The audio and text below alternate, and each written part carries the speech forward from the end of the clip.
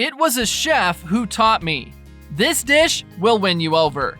Hit the like button already and leave your comment on this recipe.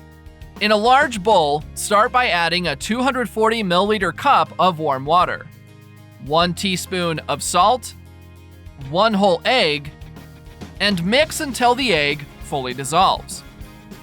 When that happens, add 500 grams of wheat flour and mix with a spoon. When you can no longer mix with the spoon, knead by hand until combined. This is the right consistency. You may now stop kneading and set aside to let the dough rest.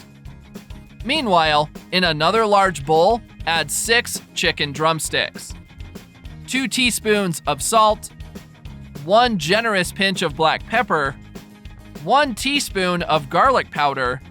Mix until the spices incorporate into the chicken, and set aside. After that, sprinkle some flour on a table. Place the dough over the flour and stretch it out, making sure it's not too thick nor too thin. Leave us a comment with the name of the city from which you're watching this. I'd like to give you a shout out and thank you for sharing this recipe. Brush 4 tablespoons of melted unsalted butter or margarine all over the dough.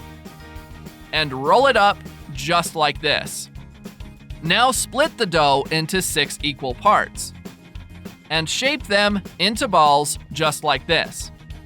Then stretch out these dough balls. Add thin round slices of onion to taste, 1 of the chicken drumsticks we've seasoned, and close it by wrapping the chicken and the onion with the dough. Repeat this process with all the chicken and all the dough. Once you've done that, transfer all the chicken drumsticks to a baking sheet greased with margarine. Brush the chicken drumsticks with egg yolk. If you've made it here, that means you're enjoying our recipe. So click the share button and share this video with all your friends. It won't cost you anything, but for us, it will make all the difference. And finally, garnish with sesame seeds to taste. Now, take to a preheated oven at 180 degrees Celsius or 356 degrees Fahrenheit and bake for 50 minutes. But keep an eye out, baking time may vary depending on the power of your oven. That recipe is ready. You may now serve and enjoy it. I really hope you like this recipe. Now I'll head back to the comments section and we'll continue to answer everyone who left the name of their city.